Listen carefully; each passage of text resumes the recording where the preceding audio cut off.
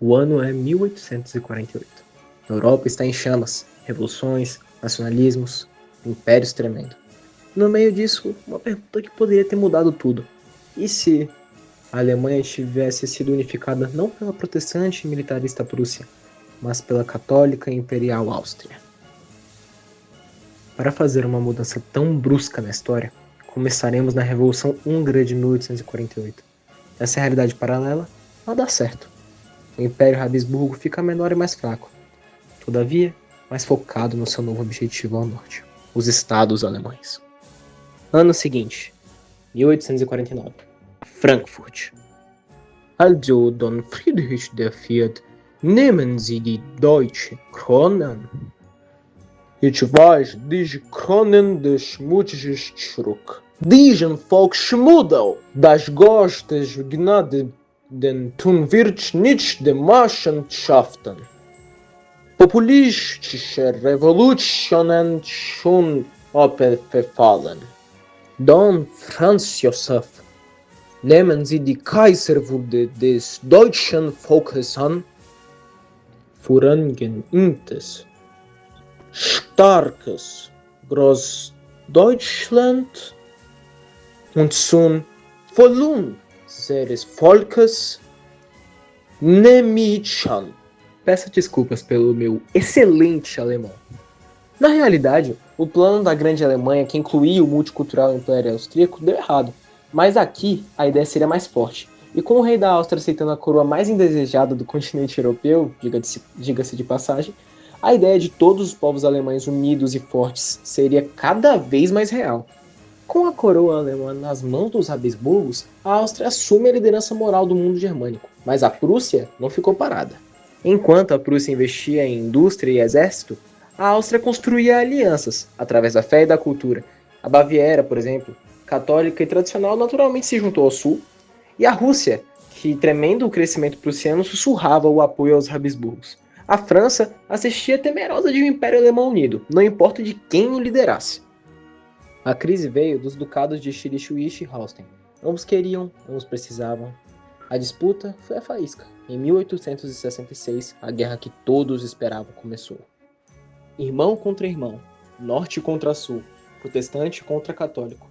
A guerra austro-prussiana começou.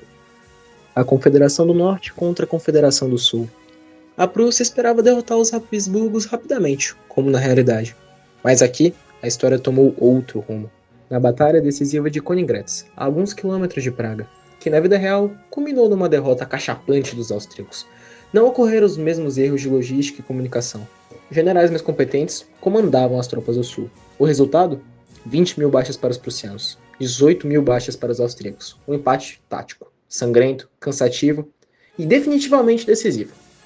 Em Berlim e Königsberg, o povo clamava: Genug! Frieden jetzt! Handhat!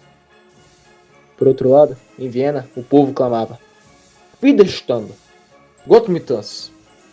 E assim, com os campos cobertos de mortos, as cidades cheias de gritos e a Europa observando com nervosismo, começaram as negociações de paz. O que sairia delas mudaria o destino da Alemanha e de todo o mundo. Frankfurt, 1866. A guerra terminara sem vencedores, mas com dois lados exaustos.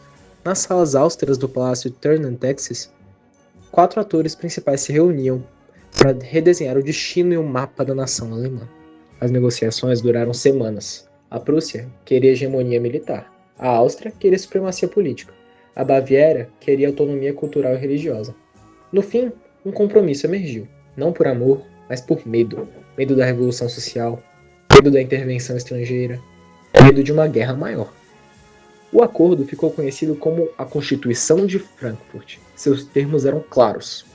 Alguns dos termos seriam a unificação do Império Alemão, o Kaiser como Habsburgo, o controle prussiano sobre seu exército e sobre a economia industrial do norte, os estados do sul com autonomia em educação, cultura e assuntos religiosos, a liberdade de culto protestante no norte e a proteção oficial à Igreja Católica no sul, e um Reichstag eleito, com os representantes do Estado.